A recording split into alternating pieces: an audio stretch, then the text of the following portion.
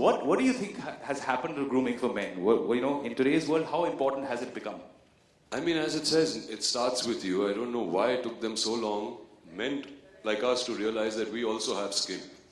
I mean, you know, it's the largest organ in our body. It covers all of us and takes the maximum beating with the pollution, the sun, the, you know, bacteria, the germs that settle on our face. And we never thought, we thought it was too macho to use a cleansing tonic on our face, or, you know, a good scrub, a face scrub.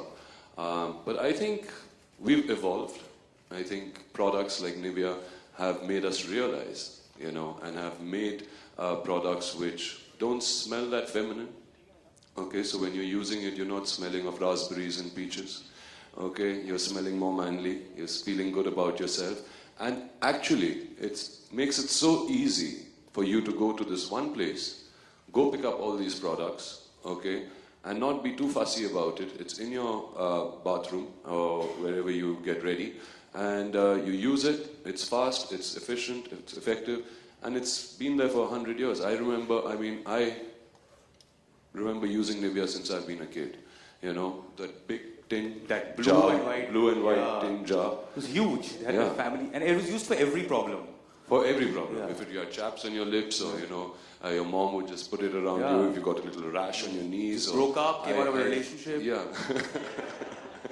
Feeling better, yeah. Yeah, so yeah, I think, you know, they've got when a brand like Nivea, for me, any brand, and why I am emphasizing on brand here is because I believe in creating brands myself. I think we all are brands. I think when any brand lasts out 100 years, okay, and still has a very faithful consumer market, okay, a very loyal consumer market towards them, is obviously doing something right, okay, and I think that is just about being innovative and creating good quality products which work, and that's what Nivea Men does. You've been traveling from a really young age, working from a really young age all over the world. You've gone everywhere. You've used various products. You've been a model. So you've had a lot of products used on you. Why do you think Nivea would just set it apart for everybody else? So why do you think someone should just honestly use Nivea, just purely from? As I told you, you know, it's when you believe in a brand or in a faith, and you have faith in it. I only endorse products that I can use. I am not going to endorse any product or be part of any product that me, myself, personally cannot use. So, that's what Nivea is. It goes back, and they've really evolved. Their products are superb. They are superb. It's a one-stop shop, okay? I cannot go into 10 different shops to pick up, I want this face wash from here, or this under-eye cream from here, or I want, you know, this moisturizer from here. I go to the Nivea store, it's all there, and I get it. You are considered to be one of the most desirable and one of the most handsome looking men in the country. So when you get associated with a brand like Nivea, how does it glorifies its image, and how does your personal image glorifies with the association? Now I have to make sure I'm the most desirable man of 2013 also, because otherwise Nivea is going to throw me out.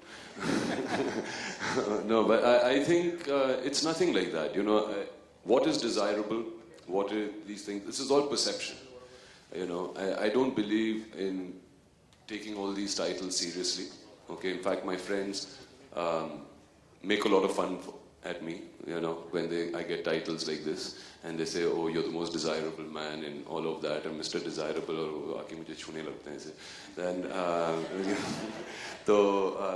I think you should have a sense of humor about it. It feels good, it feels great that your fans vote in, and they participate in something like that, and give you this kind of importance. But at the same time, I think we all are desirable.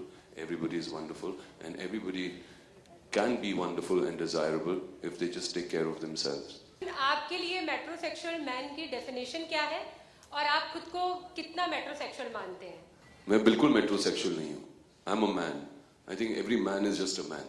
ये हम लोग बना देते हैं, you know, names like metrosexual, macho, ये सब कुछ. A macho man cries. Okay, a metrosexual man is not necessarily gay. Okay, though even he might wear nail polish, but I don't understand that. I don't wear nail polish, and I am not that macho, and I'm not that metrosexual. I'm just a normal man.